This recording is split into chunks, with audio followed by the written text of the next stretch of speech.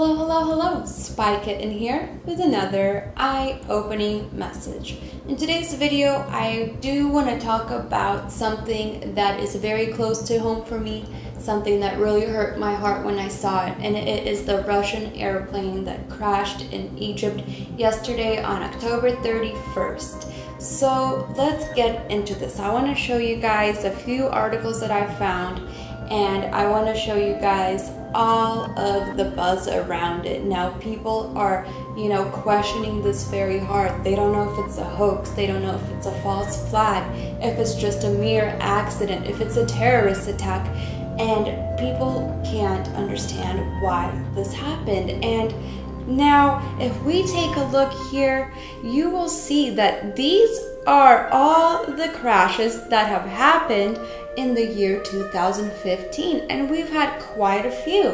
And the airplane crashes keep on rising and rising in the past couple of years. And the crashes are also more sinister. They're not just innocent crashes. They are becoming more and more sinister, and we're seeing more of a motive behind each crash. The very famous German Wings flight that just crashed in March. We've had the Canada flight crash a couple of days later, the Asiana airline flights. All of these flights right here have crashed this year, and especially the flight yesterday. This is a madness. This is very crazy, and the fact that this happened on October 31st, which is Halloween, which is also the most satanic holiday of the year for Satanists, is very creepy. Nobody really knows about Halloween like North America does. Most of the world does not celebrate it. Like, I had no idea what the heck Halloween was until I came here right before I turned 9 years old. I had no idea. But I know that the whole world knows that October 31st is a pagan satanic holiday where Satanists and Luciferians and all of these Freemasons and all of these elite people that are really high up sacrifice people. They do satanic rituals, they sacrifice animals, they drink blood, they have, these crazy sexual rituals. It is a mad world out there, and this is the satanic holiday of self-worship and Satan worship as well. So it's just a very weird coincidence that this happened on this day, and it seems like, the elite having this satanic ritual and sacrificing over 200 people, guys. This is scary stuff. Let's see what's been going on, what the world has been saying, and this comes from Al Jazeera's news website. It says, Russian plane crash in Egypt kills people on board. All 224 passengers and crew are killed after the airliner crashed in a mountainous part of Egypt's Sinai Peninsula. Search and rescue team members are still gathering the remains of victims after the crash on Saturday. The plane was heading to St. Petersburg and likely carrying mostly tourists returning from holidays in Egypt's popular Sharm el-Sheikh resort. The Russian embassy confirmed that there were absolutely no survivors. And in a statement, Egypt's civil aviation ministry said that the wreckage of the Russian passenger jet was found in the Hassana area south of the city of El Arish.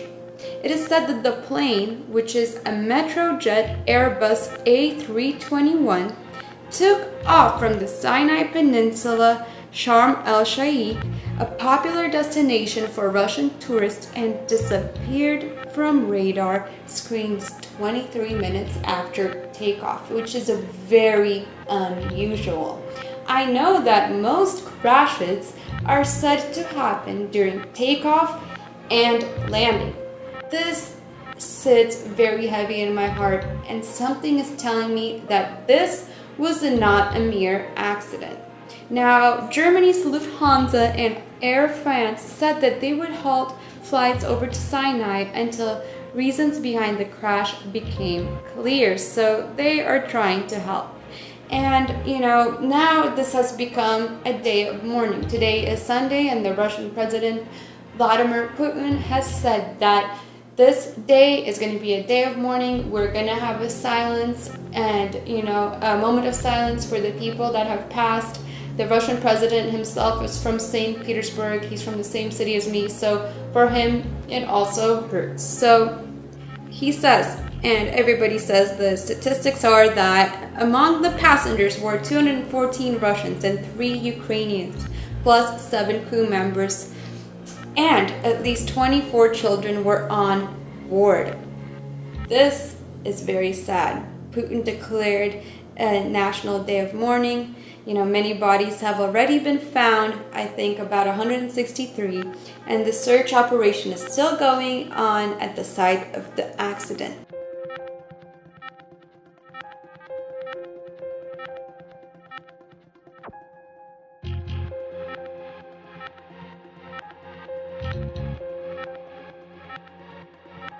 Two o'clock in the morning, as I'm saying, he's coming up, leaving a children's toy, placing these brightly colored carnations here. Aviators said that this is very rare. CNN aviation correspondent Richard Quest said it was very unusual for an aircraft to go down after around 20 minutes in the sky. At this point, a plane is on autopilot. It's reaching its initial cruising altitude, and there is very little that can or should ever go wrong. Investigators are likely to get a better understanding of what happened from the aircraft's so-called black boxes, which are the flight data recorder and cockpit voice recorder, which have been already recovered and transported to Cairo for analysis. Let's see what they're going to say to us about it, though. They always try to hold off on what really happened, and they'll just say these black boxes probably don't work, but, who knows? The data recorder stores a vast array of information about the flight, such as airspeed, altitude, engine performance, and wing position, which is all very important to figure out what the heck happened to this plane and why this happened. The voice recorder captures sounds on the flight deck that can include conversation between the pilots and warning noises from the aircraft. So let's hope they try to find this black box and really try to get it to work. The militants' claim of responsibility is dismissed, though. The Sinai Peninsula is actually home to ISIS-affiliated militants who are locked in a deadly conflict with Egyptian security forces, and they appear to claim actually responsibility for bringing down the Russian passenger jet in a statement posted online Saturdays. But for some reason, Egypt and Russia dismissed this, which doesn't make any sense to me. I don't understand why they would dismiss this, very unusual accidents without really investigating it yet. Here we see heartbreaking photographs that have emerged showing very emotional Russian brothers and sisters as they have, lay flowers at the Pulkovo airport in St. Petersburg and light candles in one of the city's Christian Orthodox churches. And the Russian national flag has also been flown half-mast on the top of the Russian government house and Senate building in Moscow, Kremlin. This is very tragic, guys. This is very sad. There's a few things that I want to read to you here before I get to that video. So it was also reported in Russian media this evening that the co-pilot on board the plane had complained to his family about its condition. In an interview with a state-controlled Russian news channel NTV, Natalia Trukacheva, the wife of co-pilot Sergei Trukachev, said that the aviator had complained before the flight that the technical condition of the aircraft left much to be desired. And this is very scary that nobody took this seriously. I mean, if the pilot said something to his wife or worrying about the state of the plane and the condition of the plane, why would he not report it to the airport? I'm pretty sure he would. The wife of the pilot has said her husband made the remarks during a phone call to his daughter in the hours before the flight took off. And Egyptian officials initially said that the pilot radioed air traffic control to report a technical problem within the plane just a few minutes into the flight. But that's contradicting other reports. So we don't really know the truth. So Russia also announced a criminal inquiry into the airline, and earlier today, police raided its offices for clues. But a spokeswoman for Metrojet said that this plane met all of the standards required for our flights, and if it had any technical faults, that would have meant it would not be able to perform during this flight, and it would have never flown. So it is very, very strange. We already know that this is something that doesn't add up in many ways, and we have even heard, we have proof right here, right in front of us, evidence that this was not a mere accident. So we see here that the Islamic State have released a chilling video which may be proof that the terror group did shoot down the Russian plane, causing it to crash and kill 224 people on board. Okay, so I want to read this real quick and then get on with it. So the barbaric terrorist ISIS last night claimed to have downed the Airbus A321 in revenge for Russian airstrikes in Syria.